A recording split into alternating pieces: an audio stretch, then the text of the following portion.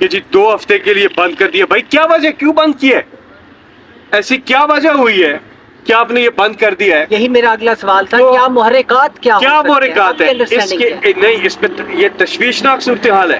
یہ جب سے نئی گورنمنٹ آئی ہے اور یہ آتے ساتھ انہوں نے یہ اقدامات کیے ہیں, ہم پہلے سے کہتے رہے ہیں, اور آپ کو پتا ہے کہ خان صاحب کی جان کو خطرہ ہے, عمران خان صاحب. اور یہ اس وقت جو 2 ہفتے کے لیے انہوں نے یہ جو پورا یہ بند کیا, اس پہ تشویش پائی جاتی ہے.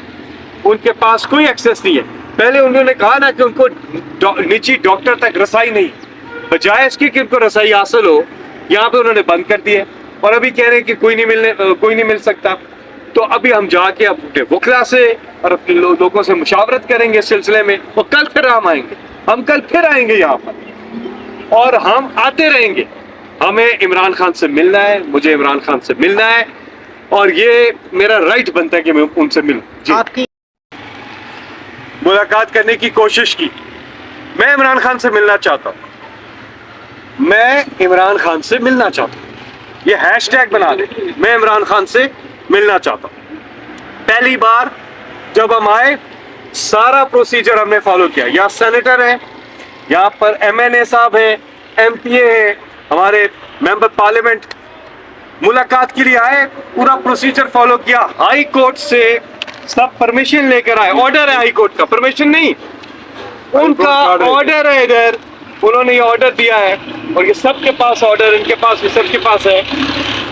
اور یہ آرڈر ہائی کورٹ کا بڑا سخت آرڈر ہے. اس پہ ہائی کورٹ نے جو یہاں پہ جیل حکام ہے ان کو بولا ہے کہ اگر آپ ملنے نہیں دیں, ایسے انہوں نے بولا ہے روزانہ, ہفتے میں 6 دن روزانہ 6 لوگ پولیٹیکل اور 6 وکیل مل سکتے.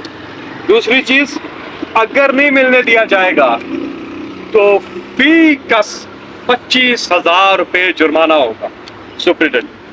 یہ جیل اتھارٹیز پہ یہ بالکل لکھا ہوا ہے اس فیصلے میں. اچھا, یہ ہم جب لے کر آئے ہمیں پھر بھی نہیں ملنے دیا گیا.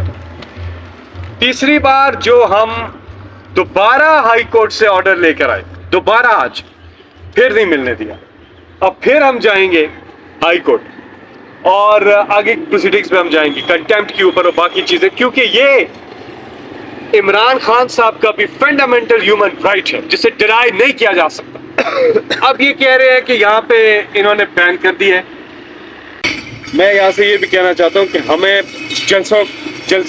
پاور کیپٹل سینٹرز میں ہمیں جلسے کر رہے ہو. مینار پاکستان, مزار قائد لاہور کراچی, مینار پاکستان لاہور, اسی طرح اسلام آباد میں, ان سینٹرز میں ہمیں بڑے بڑے جلسے ہونے کرنے ہیں.